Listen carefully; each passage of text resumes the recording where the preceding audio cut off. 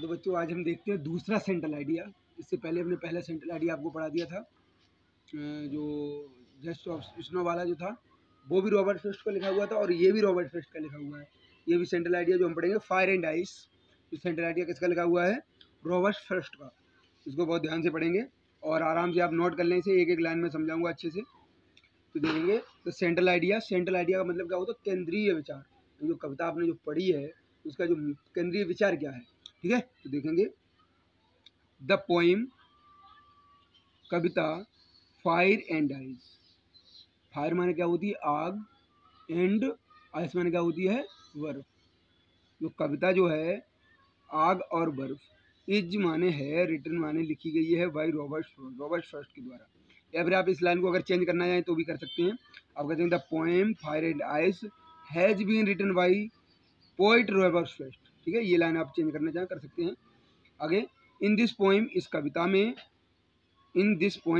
में the poet जो कवि है, प्रेडिक्ट माने भविष्यवाणी करता है, अबाउट माने बारे में, द एंड माने अंत, द एंड नहीं पढ़ेंगे, क्या पढ़ेंगे? The end of the world, संसार के अंत के बारे में। जो कवि है वो क्या करता है? प्रेडिक्ट यानी भविष्यवाणी करता है किसकी? एंड ऑफ द अर्थ यानी संसार के अंत की या विनाश की, संसार के विनाश की प्रेडिक्ट करता है यानी भविष्यवाणी करता है। सम पीपल, कुछ लोग, से माने कहते हैं। आपने सुना है कुछ लोग कहते हैं, जैसे आपने गांव में सुना होगा बहुत से लोग कहते हैं कि दुनिया जो है अंत हो जाएगा दुनिया का, तो कहते हैं इतनी भयंकर बाढ़ आएगी पूरी दुनिया प्रलय हो जाएगी ना, आपने सुना होगा।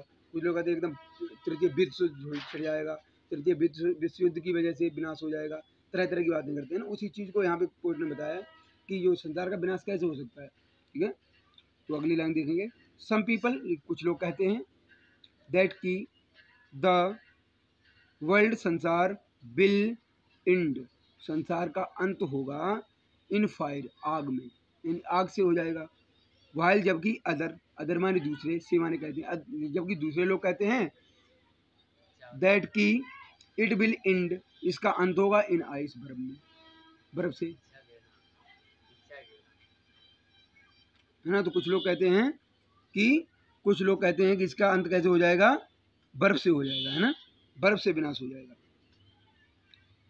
द यूकैट्स फायर, और जो कवि है वो क्या करता है? जो आग है उसकी तुलना करता है विद डिजायर।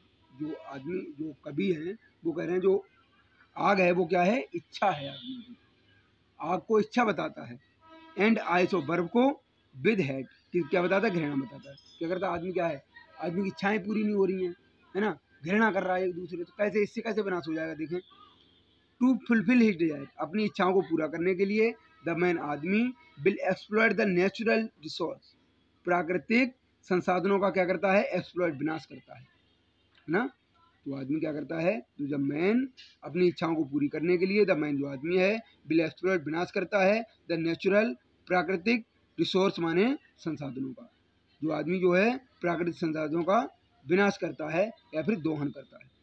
विच, जो, रिजल्ट, जिसका परिणाम क्या होगा? जिसका परिणाम होगा in the end of the world, जिसका अर्थ क्या, इसका अंत क्या निकलेगा? इसका रिजल्ट निकलेगा कि संसार का विनाश हो जाएगा।